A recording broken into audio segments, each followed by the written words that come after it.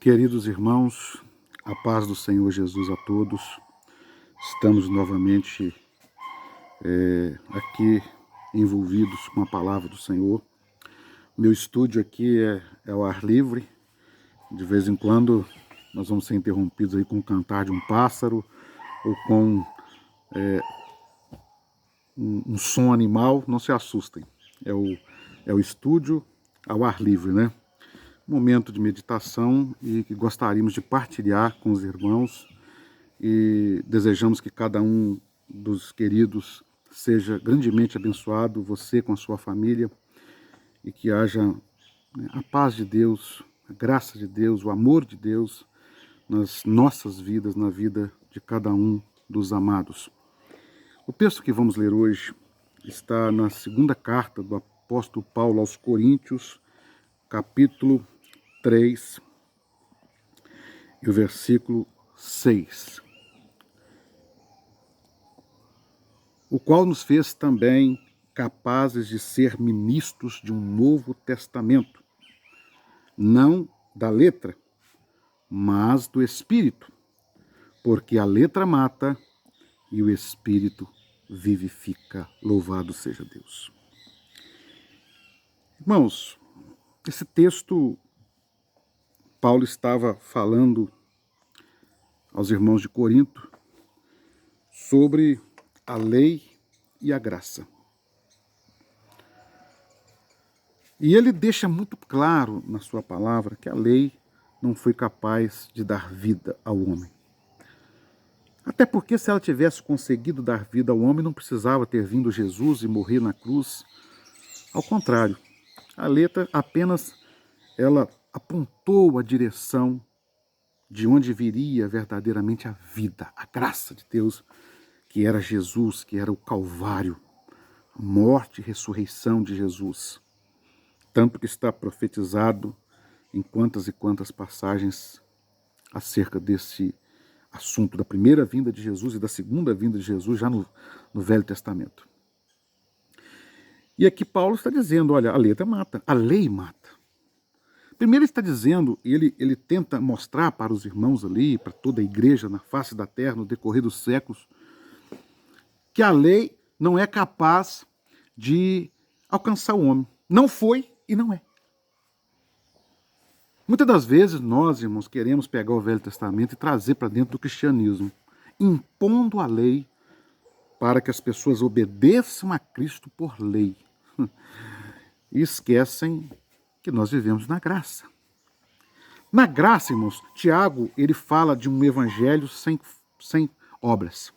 E ele diz o seguinte, que a fé sem obras é morta.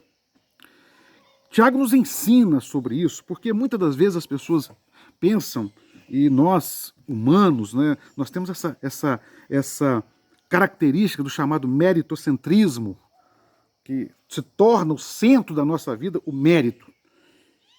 A ponto da vez de pensar assim, não, se eu fiz um jejum, agora eu tenho direito à graça de Deus. Um jejum é um meio que me leva à graça. Mas se a graça de Deus é um favor imerecido, eu não mereço a graça porque eu fiz um jejum. Isso é um mistério. Mas a lei, ela quer impor. Não, mas se você fizer isso, você...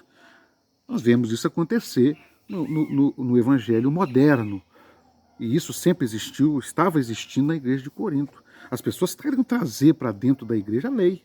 Tem que circuncidar, tem que fazer isso, tem que fazer a oração às 9 horas da manhã, tem que fazer... E Jesus combateu isso, e os apóstolos, por revelação de Deus, porque a palavra de Deus, irmãos, é a verdadeira revelação de Deus, combatia isso.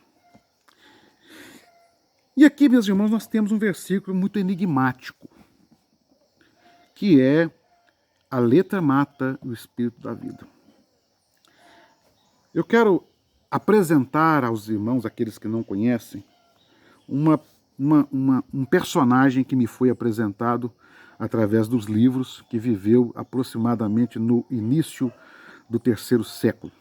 Ele chamava-se Orígenes.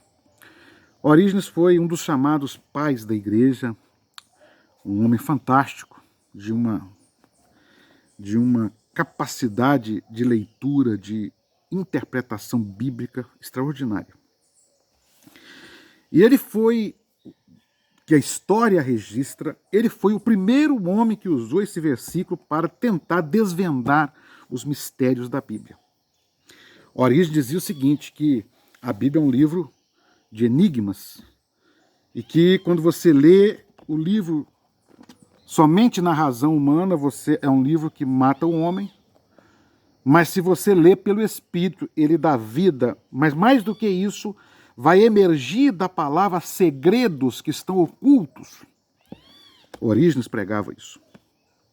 Interessante que, vou contar aqui um testemunho de uma experiência que eu tive.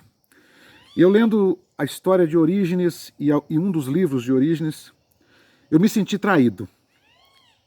De uma forma agradável até, eu me senti traído.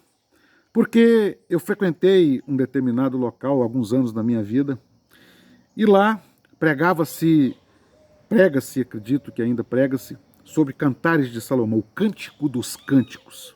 Lindo! E eu me lembro a primeira vez que eu assisti, que eu participei, que eu cultuei a Deus ali com os irmãos e ouvi aquela mensagem, eu fiquei maravilhado com o que estava sendo falado. Cântico dos Cânticos. Ali o noivo, a figura do Senhor Jesus, a mulher ali, a figura da igreja, todo aquele mistério. E eu fiquei boquiaberto, maravilhado com aquilo. E por que eu me senti traído quando me foi apresentado Orígenes e as suas obras? Porque naquela ocasião, e mais de uma, duas, três, talvez, todas as vezes que se falava de Cantares, sempre alguém dizia o seguinte: este é um segredo que foi revelado a nós. Ninguém tem isso. Só nós temos. Eu até vi, às vezes, algum outro pastor de uma outra denominação pregar sobre Cantares na mesma direção. Aí eu pensava, não, ele está copiando de nós, porque realmente é algo extraordinário. Eu me senti traído porque eu descobri que no início do terceiro século, ano 205, 200 e pouco, Orígenes escreveu as homilias do Cântico dos Cânticos. Está tudo lá, escrito há mais de 1800 anos. Coisas lindas sobre Cantares. Me senti traído. Não é propriedade de uma denominação atual, mas... Só que Orígenes não falava, não dizia, a escola, chamada Escola Alexandrina, onde Orígenes era de Alexandria, e ele foi discípulo de Clemente, se não me engano, e ambos tinham essa visão de querer alcançar na Bíblia mais do que poderia ser o contexto e o texto, né, a chamada mensagem expositiva. E deixa eu dizer para os queridos, Orígenes terminou sua vida considerado herege. Por quê? Porque quando você, o pregador, o leitor da palavra, começa a querer buscar na Bíblia segredos que não tem e ele quer ver, ele começa a divagar nos seus pensamentos e tudo que ele começa a imaginar, ele acha que é uma inspiração de Deus. Tudo. Tudo que ele imagina, ele acha que é uma inspiração de Deus.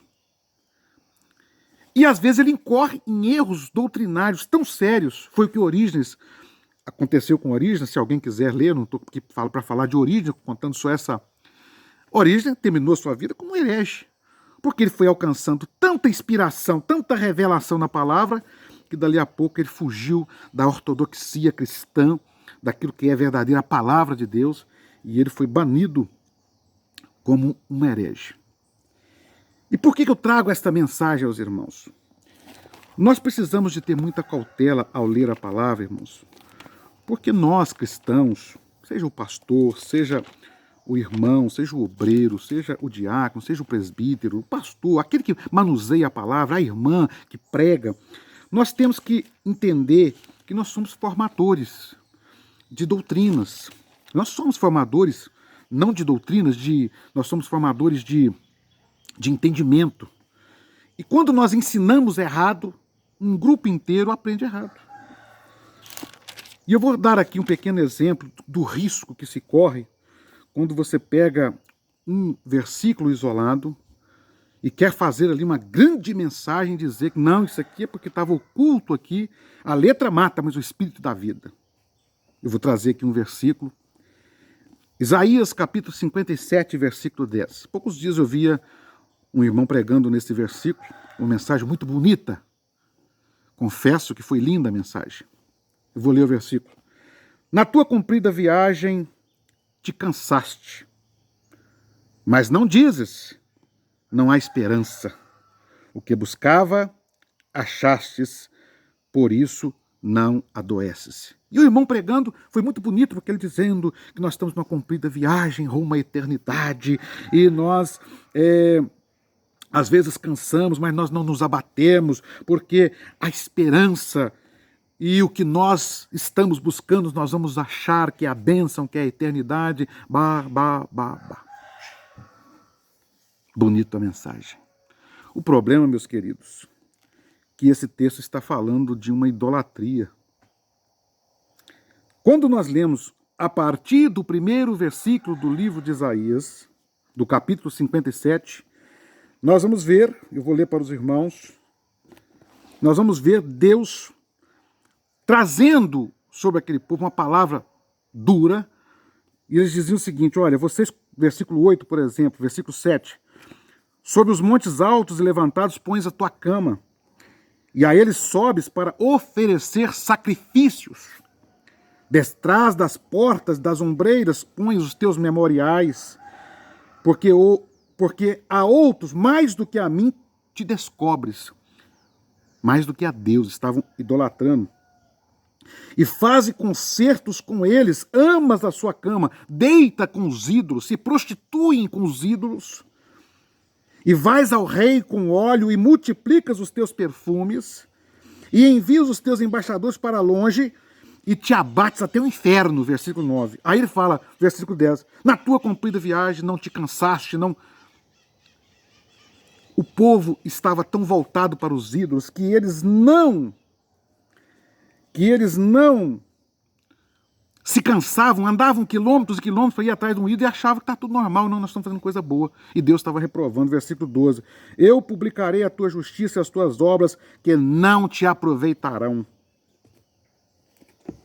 Eu termino aqui, irmãos. Cuidado. Porque às vezes você está com a palavra de Deus na mão, alimentando de algo que não é bíblico. É um versículo isolado na mente de alguém que não lê Bíblia, e que talvez porque não foi ensinado, talvez porque descuidado, talvez porque é preguiçoso mesmo, e fica pregando algo que não é bíblico, que não tem conteúdo verdadeiro. Uma mensagem idólatra, uma mensagem de um povo que tinha desviado do caminho do Senhor após os ídolos, e é transmitida como sendo uma inspiração de Deus. Essa palavra é para que os irmãos tenham muita atenção e cuidado. Leiam a palavra. Não confiem. Os irmãos de Bereia, né, quando Paulo estava pregando, a Bíblia diz que eles tinham uma preocupação de examinar tudo o que Paulo falava, você estava conferindo com as Escrituras, que era o Velho Testamento naquela ocasião. Examinem as Escrituras, recebam a bênção, vivam em paz, sejam felizes, e um dia, aquele que é fiel, nós vamos morar com Deus na eternidade. Que Deus em Cristo Jesus nos abençoe. A paz do Senhor Jesus.